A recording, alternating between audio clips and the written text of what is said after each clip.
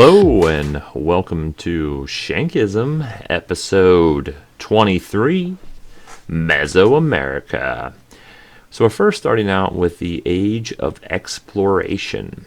This is when all of these countries like Portugal and Spain and England are going over to the Americas, the New World. They're crossing the Atlantic. After Columbus, it was confirmed that the world was not flat and you wouldn't fall off. Or the other belief that the world was a lot smaller, that basically that the North America and South America did not exist, and you could just get to India. So they were looking for a direct maritime route to East Asia and India.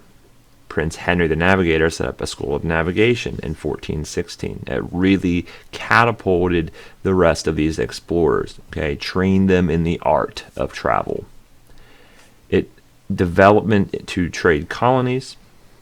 Bartholomew Diaz, he'll be responsible for sailing to Africa, the southern tip, and exploring that area, and we know that is now the Cape of Good Hope. Christopher Columbus will land in the Bahamas, the Americas. We know much about him in 1492. He believed he was near India, hence why he called them the Indians. Not exactly the best person to admire, but we will include him here. He does help establish a trade route, and because of this, because he takes a gamble, and he gets this from Ferdinand and Isabella in 1492 after they reconquer Spain, they basically, make a bet, say, hey, if this works out, we're going to be rich. If not, we don't really lose that much money. And he was an Italian. Christopher Columbus was an Italian. Vasco da Gama establishes a maritime trade route with India in 1497. So now you got a trade route going to India. Really the whole reason that they're kind of setting up all of these trade routes is because they're trying to avoid the Middle East. Because now it's occupied by the Muslims, and they've had a conflict, the Crusades, for hundreds of years. And it's really not ideal to go that way. So they're trying to find another way to India, another way to China that they don't have to cross over with the Muslims, which you'll learn about soon. The other one here is Ferdinand Magellan. You may have heard of Magellan. He circumnavigated the world in 1519, meaning that he went all the way around. Only 18 sailors survived the journey. He was one that did not survive. The Age of Discovery continued. European nations became increasingly interested in the lands to the west. The stories of previous explorers fueled curiosity, so that there's this brand, they called it the New World. And people were excited for it. It's a get-rich-quick scheme. Not scheme, but it was legit. You could go over there and you could become a wealthy person. There's lots of land to take, lots of people to exploit, and lots of resources, gold and silver and new products, corn and tomatoes and squash and potatoes, all these things, new animals they had never seen before. So it was wild. European nations wanted to stake their claims, so this is why a lot of these nations started to go over. Portugal, Spain, England. Spain and Portugal sent explorers and soldiers to claim territory. They're called conquistadors. The most famous of them is Hernán Cortés. He is the Spanish conquistador, and he will conquer the Aztecs. You'll see a video on him shortly. The other one, Francisco Pizarro, it's kind of hard to see there, I understand that, but he is another Spanish conquistador, and he will conquer the Incan people. He will conquer the Incan people, which will be in South America, which I will talk about soon. But let's specifically get into the area that they are getting into. They are exploring this new area called Mesoamerica, but let's discover the people that live there first. Mesoamerica, we have the Incas, the Aztecs, and the Mayans. So you can kind of relabel it, maybe skip a few spaces, and write down Mesoamerica. We know Meso means middle. And this lasts between around 1800 BC to 1500 CE. Very interesting. Okay, it's not a 300-year period. It's more like add 1800 and 1500 together, and you'll get 3,300 years. It's a long time, reasonably long time. So you are probably familiar with this, I would hope. You can see the United States up there. I'm really talking about like the central Mexican area. That'll be the Aztecs, but this first part will be the Mayans, and they're more towards the Yucatan. They're in the Yucatan Peninsula. But when I say Mesoamerica, this is what I'm referring to. I'm referring to all of this land that is in the middle of North America and South America. You might call it more, they don't really necessarily always refer to Mesoamerica, but you can. But you've got the Pacific Ocean, and you've got the Gulf of Mexico, and you've got the Atlantic Ocean over there as well. So you've got, a variety of seas and oceans and gulfs and things all around you. There are three major civilizations, like I said. The Maya will be on the Yucatan Peninsula. And you don't have to write these down now because you're going to write them down here. So just relax. The Mayas will develop on the Yucatan Peninsula, which I'll show you. It's kind of in that green that you see up there in the left of your screen. The Aztec will develop in Mexico City, and the Inca will develop in the Andes Mountains in South America, which is what you see in yellow there. The first civilization are the Olmec civilization, which you learned about already a little bit. They are sometimes referred as the Mother Civilization from 1500 to 400 BCE. Well, little is known about them. Archaeologists are still uncovering artifacts. What we know about them really comes from, the Mayans, maybe a little bit from the Aztecs. All right, what they talked about this mother culture. But they laid the foundations for later Mesoamerican civilizations with their forms of writing, their polytheistic religion, their arts, and their sports. They really are at the center of all this. And yes, that's an Olmec head with those weird helmets, like 99% of the... And those things are huge. That's probably 20 feet maybe tall, weighing 25 tons. It's a lot. It's very interesting. Very peculiar, I would say.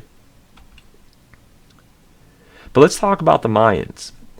The Mayans are on the Yucatan Peninsula, right there, what you see encircled in yellow.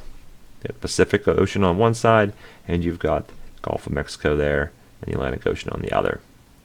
Now, we're focusing on this Yucatan Peninsula. Peninsula has water on 1, 2, 3 sides. A little bit closer. And the first capital here is Chichén Itzá. This is the capital of the Mayans, one of the Mayan areas here. It was really just the largest center in there. A lot of students refer to it as Chichén Itzá or It's a Chicken. Helps them remember it, whatever helps you. But you see the step pyramids here. All right, there are these big open skies, these giant pyramids, step pyramids, okay, because you're stepping up. Typically, these are reserved for religious purposes. You'll see that the Aztecs will have them as well, and it's more meant for sacrificing on top. Not like the pyramids in Egypt. Well, those city-states are really what encompass most of the Mayans. We had Greece is where we talked about in Sumer, like the main ones we talked about was city-states. Small city, small surrounding area. There's a whole government there. But they're mostly ruled by kings. Chichén Itzá, I say it's the capital, but it's really like the main one. There was a shift from the Tikal, which I'll mention here in a minute, from the southern region to more the northern region in the later years of the Mayans. So Tikal is the earlier period where it was like the main center, and it kind of, like I said, it shifted north to Chichén Itzá. But this is another capital. But this is what you would see if you went today, like, dense rainforests where there are these giant step pyramids that are, black and just pop out of the jungle. And there are whole civilizations that they're finding now with using satellites and finding these new, massive cities in these dense jungles all over Central America and all over South America. Very interesting. So the Maya, like I said, had two major cities. Chichén Itzá is the later one, kind of more towards the end of the Maya. And they're both famous for their step pyramids. And Tikal is the other capital. We know they're city-states. Their economy was agriculturally based, meaning that their money is not dollars. It's not like dollar bills or coins. It's maize. It's just corn or beans or squash. So they're trading food. I'll trade you 6 beans for, corn, a kernel of corn. The Mayans will study astronomy. They will be unbelievably good at astronomy, predicting solar eclipses, right?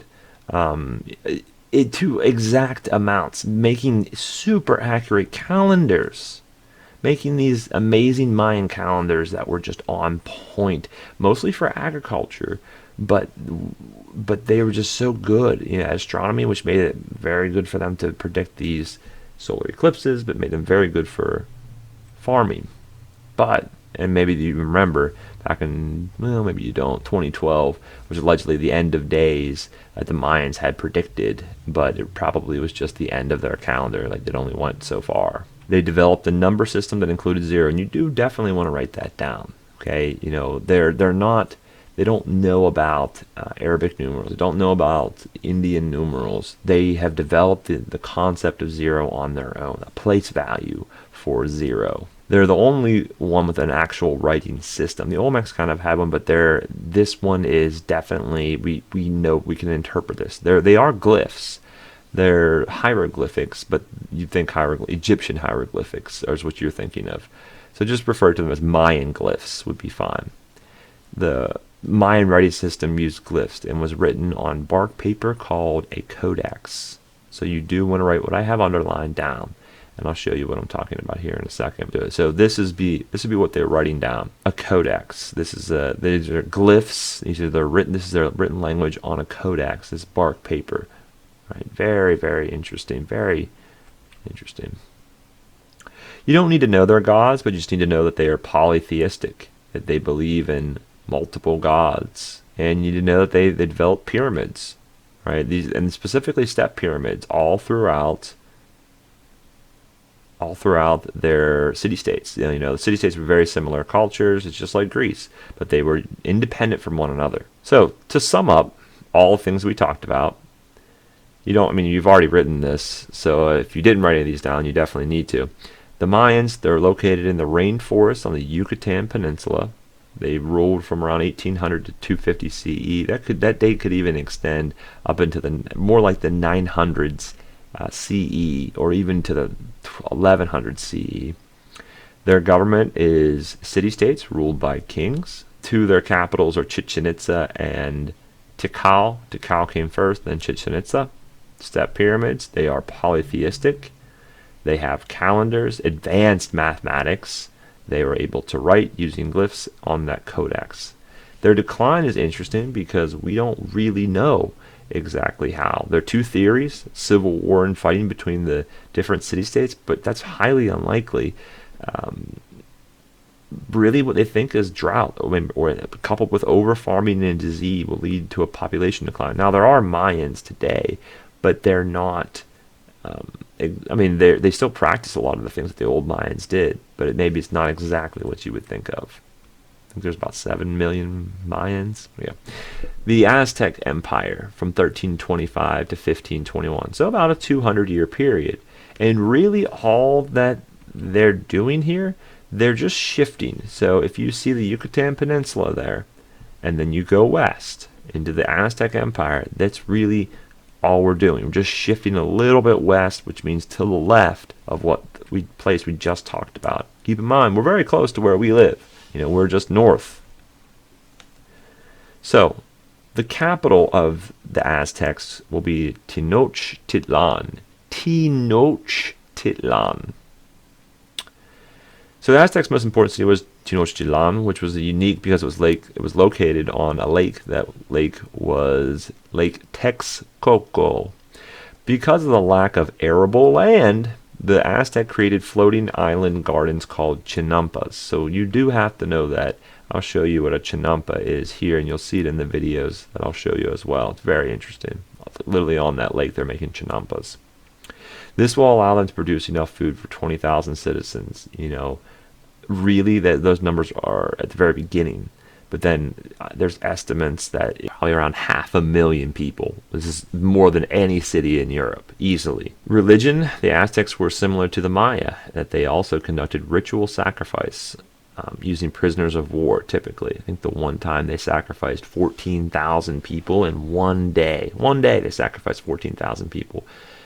And you have the Mayans did it, the Aztecs were just really doing it to an extensive level, like an aggressive level.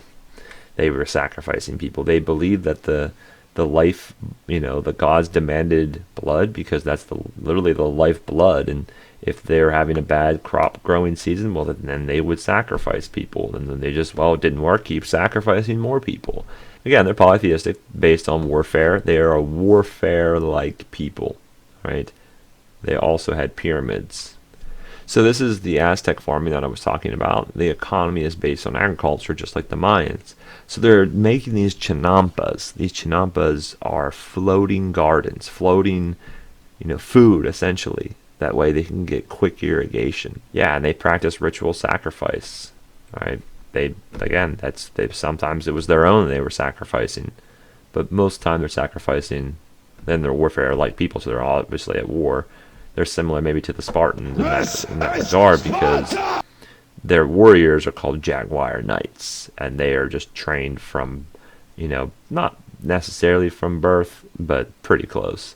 What he's carrying there is an obsidian blade that's like volcanic glass that's super, super sharp. Surgeons will use that, some surgeons prefer that in surgery rather than steel. They were initially wandering warriors, but they'll settle in central Mexico. It's a military-dominated society. They are vicious warriors. They love warfare, but they are also cultured too. In Tenochtitlan on Lake Texcoco, they are quite cultured. So don't let that fool you that say that they are only warriors.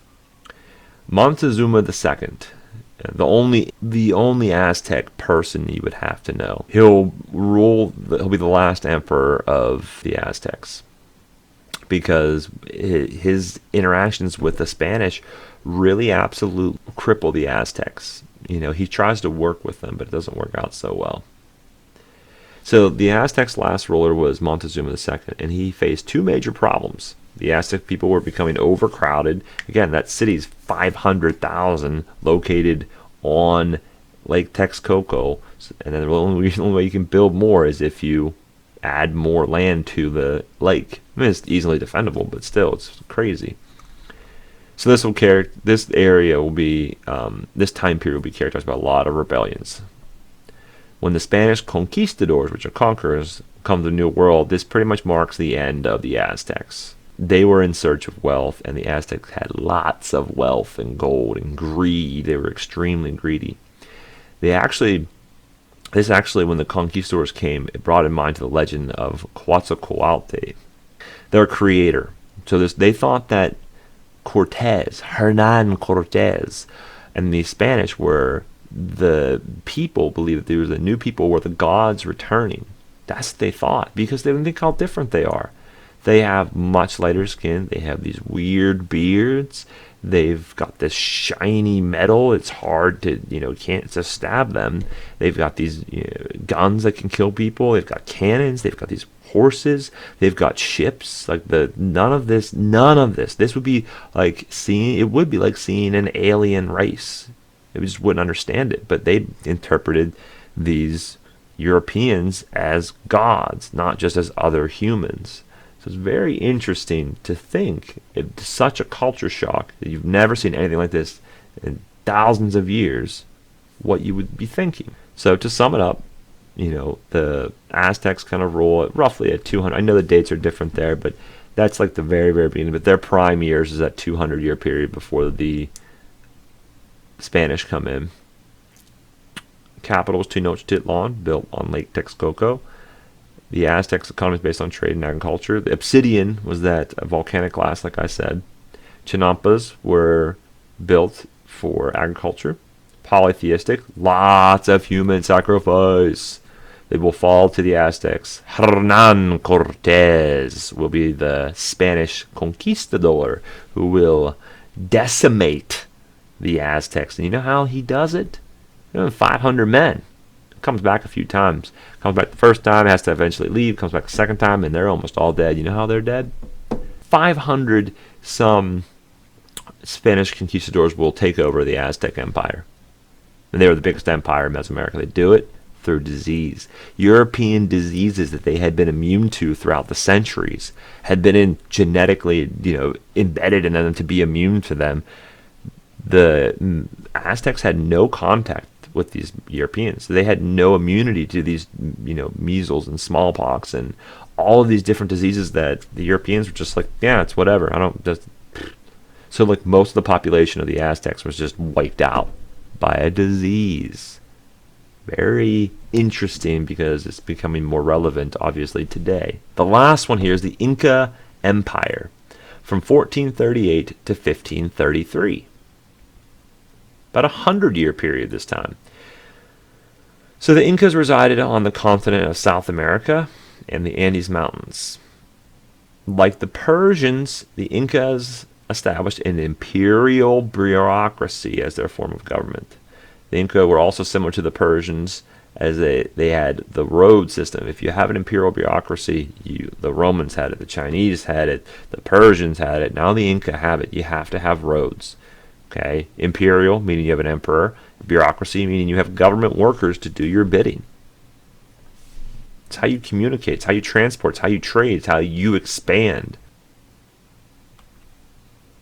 In the Andes Mountains, massive mountain range on the west coast of South America, runs up all the way from top to bottom, through Peru, through Chile and Argentina and things like that. The current country where like the bulk of the Incas were in a country called Peru, and there's this city of in the clouds, discovered about 100 years ago, called Machu Picchu. Machu Picchu.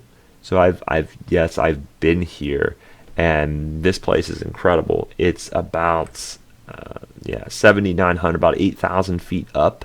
And when we went, it was clear blue skies, which doesn't happen in the season that we were in very much. But you have this is like an administrative center. It was you have to kind of hike up there, and we didn't know about this. It was hidden from the Spanish. We didn't know about this until literally 100 years ago, but it had been there for 500-600 years. They heard rumors about it, but they didn't discover it. But it was just incredible. I remember hiking up. Once we were up there, there's another part of it you can hike up even further, probably maybe another 500 or so feet, or more than that, probably maybe 1,000. It's called the Sun Gate, and it overlooks the whole Machu Picchu from like a higher up region, and you have to hike up there. And I remember taking the students and hiking up there and just thinking, like, this is just unreal. Like, no wonder it was like the city in the clouds, and it was just absolutely gorgeous and beautiful. And learning the history and the culture and how this must have been. It wasn't a crazy busy center, but it was just, for the time it was set up. It was busy for a little while, but once the Spanish came through, they just stopped using it. The one guy you got to know for the Incas is Pachacuti. Pachacuti. He's the Incan emperor from 1438 to 1472 AD. And he's the one that kind of sets up Machu Picchu. Machu Picchu. You want to write this down, that he is the first Incan emperor, sets up the Incan Empire, but he was one of the ones who transformed a small Inca kingdom into a famous empire. You do want to write down that the capital was Cusco, and this Cusco is about 11,000 feet in the air. Right, it's 11,000 feet in elevation. 11,000 feet in elevation. And we actually landed in Cusco. That's where we landed, and we ate lunch there. We had explored the city. It was amazing, going through and seeing all of the different the sites and the people and visiting the local villages in here. But this is 11,000 feet up. So if you're at sea level, you have to go 11,000 feet up. It's about for lunch. 2 miles up. Again, the Inca's most famous city was Machu Picchu, which was both its capital and religious center. The religion of the Inca was astronomical elements with the worship of the moon, the stars, and most importantly, the sun. Any time in any of these civilizations we talk about here in Mesoamerica, sun god is the most important. Inti would be the most important. The ruler of the Incas was always seen as descendant of Inti, so Pachacuri would be a descendant of Inti. The Inca were similar to the Aztec in that they both fell to the invading Spanish. Spanish just came in and just crushed it. They actually found a silver mine in South America that made Spain extremely rich. And guess who was brought in to? Not only were the Spanish taking the Inca after they conquered them, making them mine these silver mines, this is when the African slave trade kind of comes in as well. Because of the mountainous terrain, the Incas developed a system of agriculture called terrace farming. Remember, terra means earth. So they have to, in this mountainside, in order to live at these high elevations, they have to legit just cut into the mountain and make it suitable for growing. Okay, leveling off. That's terrace farming. So really the last one, they ruled by an emperor. Their economy is based on high altitude farming, high altitude agriculture, which is that terrace farming, high altitude, 11,000 feet in the air, or between 8,000 and 11,000 feet. They're polytheistic, meaning they believe in more than one god. You don't have to know the gods. They have a road system set up because they are a part of an imperial bureaucracy. They never develop a writing system, though. The only thing they just kept records on knots called quipus. You would have to put that down, right? These are just for record keeping, and is the only type of system that they had. And what a quipu is this. And they kept, records here. Probably financial records. The road system set up here, they have tons of road systems, just like the Romans did, but it's through mountains, it's through the Andes Mountains. It is wild. So summing up the Incan civilization, the Incas resided in the Andes Mountains from 1200 to 1532, roughly. The capital there was Cusco. Most famous emperor was Pachacuri, the founder. They developed a welfare system for the people, an elaborate system of roads. They kept records on quipus, terrace farming, which is high altitude farming up there in the Andes Mountains. They're polytheistic. It was built as a religious center for the Inca, administrative and religious center. And eventually, as we talked about earlier, they are conquered by the Spanish, specifically Francisco Pizarro. It is hard to pick only 5 things that I love about Costa Rica. Número 1. The best that this small country in Central America has is definitely the people. They are warm and nice. Neighbors treat each other like families. The elders especially. They are always saying hello and sharing their delicious food with their neighbors. They always find an occasion to celebrate with food. You can name them birthdays, baby showers, graduation, or funerals. They will always have something to share. Everyone knows everyone. The locals meet in a pulperia, which is a little local convenience store. There is no translation for this word, pulperia. And these pulperias are located every 2 blocks or so. Pulperias are very important in our towns. They are essential landmarks for us. For example, if you invite a friend to your house, make sure to add that information in the address you give them. There is no GPS in Costa Rica that will find your house unless you mention that it's located, for example, 100 meters north from the church and 25 meters south across from the Pulperia La Casa. That's one example. Ticos do not use the names or numbers for the streets when giving directions. So if you ever visit Costa Rica, pay attention to this feature. Número 2. Costa Rica is pura vida, pure life in English. These 2 words represent what Costa Rica is. It means more than just 2 words. It's a lifestyle. We say pura vida to say hola o adios. Also to mean gracias o de nada. We use it in a natural way to make others feel welcome. We rarely say buenos dias or good morning, as in other Latin American countries. Ticos are very friendly. Next time you see me, Please make sure to say Pura Vida, Señora Hofstra. Número 3.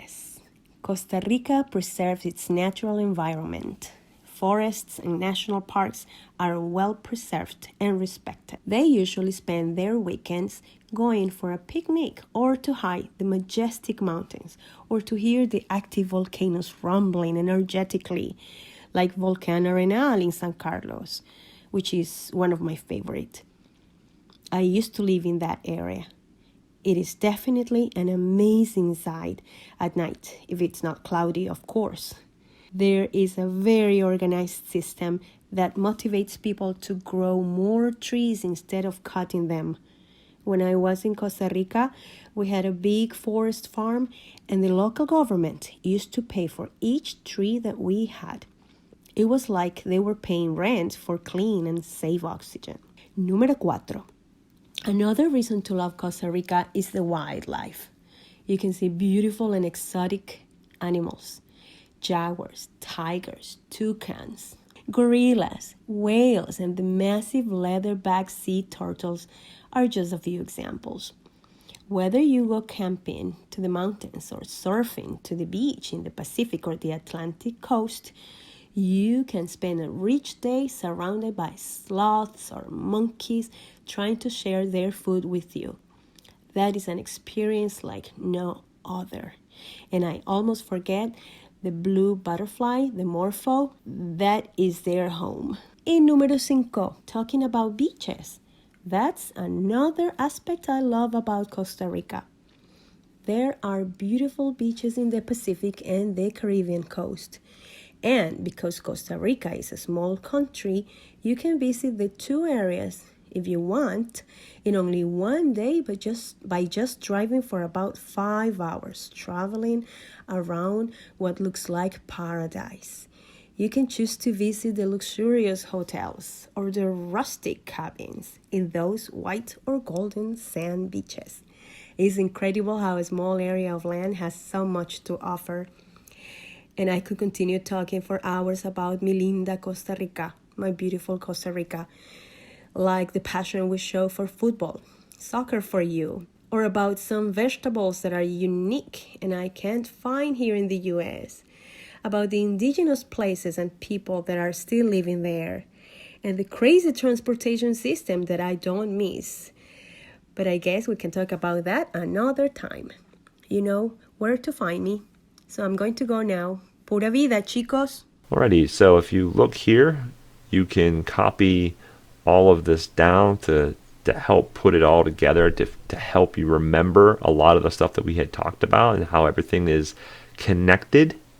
But this has been Shankism, episode 23 of Mesoamerica. Common love isn't for us. We created something phenomenal. Don't you agree? Don't you agree? You got me feeling diamond rich. Nothing on this planet compares to it. Don't you agree? Don't you agree? Who needs to go to sleep when I got you next to me? I'm not